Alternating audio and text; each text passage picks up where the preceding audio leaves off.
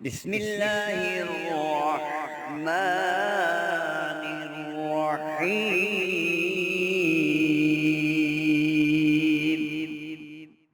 نحمده ونصلي على رسوله الكريم. أما بعد فأعوذ بالله من الشيطان الرجيم. بسم الله الرحمن الرحيم. أستغفر الله ربي من كل ذنب وأتوب إليه. صدق اللہ العظیم. محترم سامعین، السلام علیکم ورحمۃ اللہ وبرکاتہ. ربیع الاول کا مہینہ ہے، بہت ہی مبارک مہینہ ہے. ربیع کہتے ہیں بہار کو. اللہ نے اس مہینے کا نام جس مہینے کے اندر آپ صلی اللہ علیہ وسلم اس دنیا میں تشریف لائے، بہار کا مہینہ، اس کا نام ہی رکھ دیا ربیع الاول. نام بہت ہی پیارا، بہت ہی مبارک نام. اور وہ ہستی جو ساری کائنات کی سردار، صرف انسانوں کی نہیں، جنوں انس، فرشتے اور ساری مخلوق جو زمین پہ ہے، آسمانوں پہ ہے، سمندروں میں ہے، پہاڑوں میں ہے، جہاں جہاں بھی ہے، ساری مخلوق کے سردار اس مہینے کے اندر تشریف لائے. اس مہینے میں ہمیں کیا کرنا چاہیے؟ استغفار کثرت سے کرنی چاہیے. آپ صلی اللہ علیہ وسلم نے فرمایا، جس کے نامہ اعمال میں استغفار سب سے زیادہ ہوگی، اللہ کے ہاں وہی کامیاب ہوگا، وہ جنت کا مستحق ہوگا، اللہ کی رحمت کا مستحق ہوگا، اللہ کا قرب اسے حاصل ہوگا،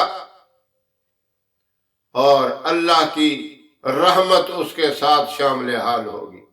تو اس مہینے کے اندر استغفار کثرت سے کرنی چاہیے. استغفر اللہ ربی من کل ذنب واتوب الیہ. ایک معمول، ایک طریقہ کار جو آپ صلی اللہ علیہ وسلم کا تھا، وہ سب سے مبارک اور افضل طریقہ ہے. آپ ہر نماز کے بعد 3 مرتبہ پڑھا کرتے تھے، استغفر اللہ ربی من کل ذنب واتوب الیہ. تو آپ بھی یہ طریقہ اختیار کریں، ہر نماز کے بعد 3 مرتبہ پڑھ لیا کریں. اور خاص طور پہ عصر سے لے کر مغرب تک جو وقت ہے، اس میں استغفار کریں. کم از کم 100 مرتبہ ضرور پڑھیں، اور اس سے زیادہ پڑھ لیں تو اور اچھا. یعنی عصر سے لے کر مغرب تک استغفار میں مشغول رہیں، جتنی بھی ہو جائے، لیکن کم از کم 100 مرتبہ تو ضرور ہو. یہ ایسا وقت ہے انسان کے ساتھ جو محافظ فرشتے ہیں، دن والے چلے جاتے ہیں اور رات والے آتے ہیں.